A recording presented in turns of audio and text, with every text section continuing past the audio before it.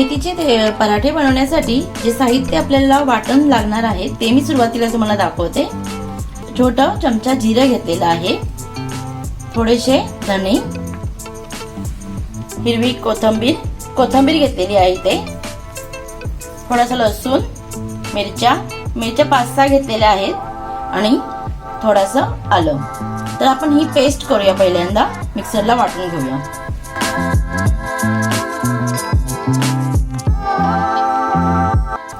हे आता आपण मिक्सरला वाटून घेऊया।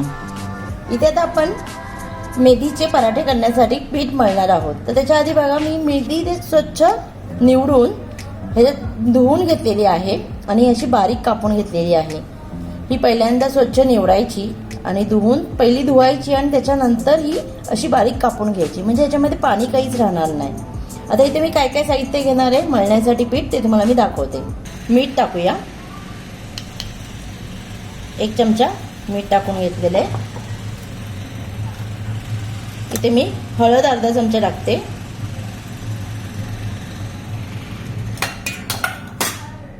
आणि त्याची आलं, लसूण आणि मिरचीची जी पेस्ट केलेली आहे ती मी आता इथे टाकून घेणार सगळी।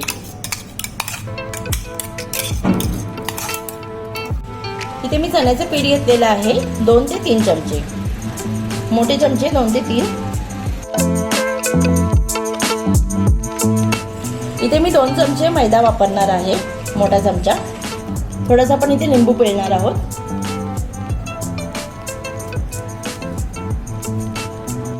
इथे मी थोडीशी साखर टाकणार आहे, चिमूटभर। इथे मी गव्हाचे पीठ घेतलेलं आहे 2 मोठ्या वाट्याचं, 2 मोठे वाटे घेतलेले आहेत मोजून। इथे मी थोडं गव्हाचं पीठ ठेवलेलं आहे, जसं लागेल तसं आपण ह्याच्यामध्ये आता मळून घ्यायचंय। तर हे सगळं आपण आधी एकजीव करून घेऊया।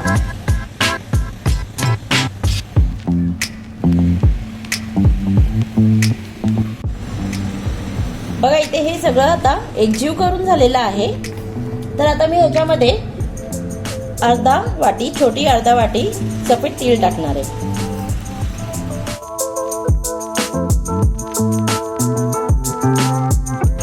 आणि थोडं पाणी घालून आपण हे मळून घ्यायचं। एकदमही जास्त पाणी नाही घालायचंय आणि जर लागलं तर थोडंसं पीठ टाकायचंय गव्हाचं। त्याच्यामुळे थोडंसं अजून पीठ लागणार आहे आपल्याला गव्हाचं। मी इथे थोडंसं गव्हाचं पीठ घेते अजून आणि असं छान मळून घेऊया।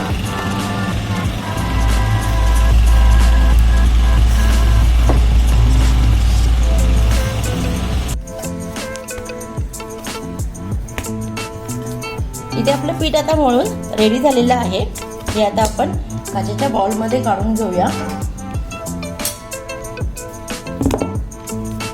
आणि ह्याला वरनं थोडंसं तेल लावूया।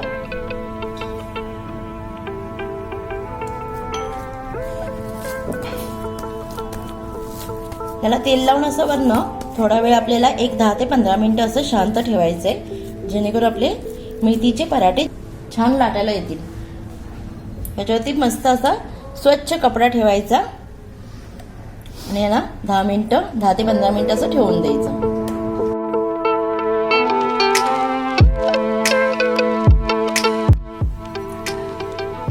इथे पीठ आता 15-20 मिनिटं मस्त भिजलेलं आहे आपलं पीठ आता 15-20 मिनिटं। आता इथे बघा तुम्ही, आता इथे मी तुम्हाला दाखवते आपण पराठे कसे लाटायचे। पहिला आपण गोळा करून घेऊया।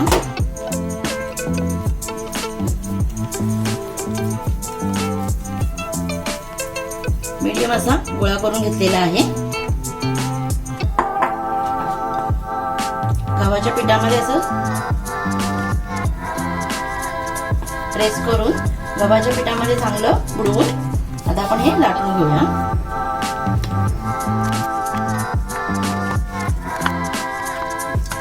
असे मीडियम लाटायचे, एकदमही पातळ नाही लाटायचे चपातीसारखे, जेणेकरून त्याची छान टेस्ट पण येते। जाड लाटले तर काय होतात, शिजणार नाहीत ते चांगले, त्याच्यामुळे आपण मीडियम असे लाटून घ्यायचे। आपला पराठा लाटून झालेला आहे इथे। मी तुम्हाला इथे आता गोल पराठे तुम्ही नेहमी बघितलेले असतील, इथे मी आता तुम्हाला स्क्वेअर शेप मध्ये म्हणजे चौकोनी मध्ये हा पराठा करून दाखवणार आहे। मी त्याला शेप देते. सुरीने मी अशी कापून दाखवते.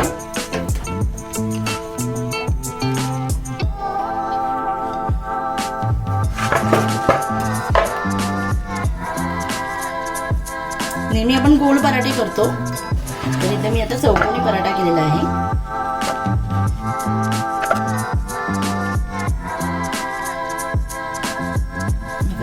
छान असा आकार तयार झालेला आहे आपल्या पराठ्याचा.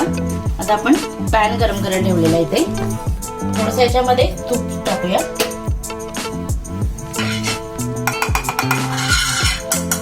तुम्ही तूप किंवा इथे तेल काही टाकू शकता.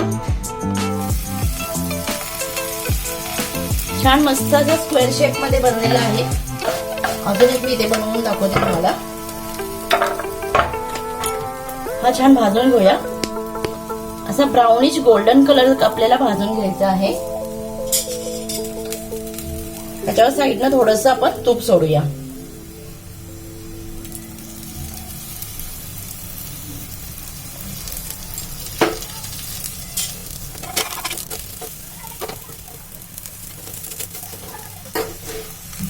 हा मंद आचेवरती आपण चांगला भाजून घेऊया.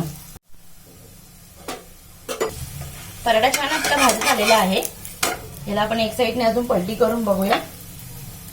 मस्त. तुम्हाला आजचा व्हिडिओ आवडला असेल तर लाईक करा, शेअर करा, कमेंट करा. जर तुम्ही चॅनलवरती नवीन असाल तर प्लीज चॅनलला सबस्क्राईब करा आणि बेल आयकॉन दाबा, जेणेकरून तुम्हाला नेक्स्ट व्हिडिओचे अपडेट येत राहतील. साईड साईडने असं थोडी तुपाची धार सोडून जर भाजला ना तो जर छान खरपूस असा भाजतो. छान आपला पराठा इथे भाजून झालेला आहे. आता आपण इथे काढून घेऊया.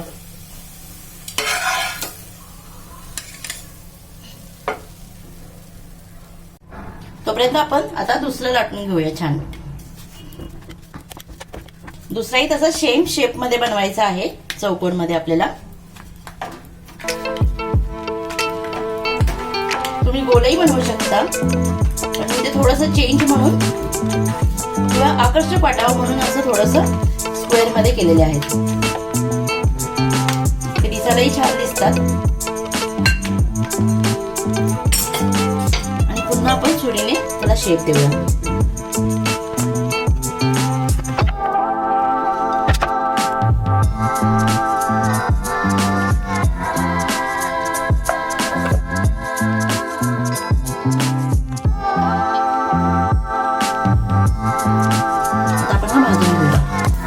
सेम प्रोसेस आपण करायची. आता आपण छान थोडंसं ते तूप सोडून भाजून घ्यायचंय. अशा पद्धतीने सगळे पराठे आपण लाटून घेऊया.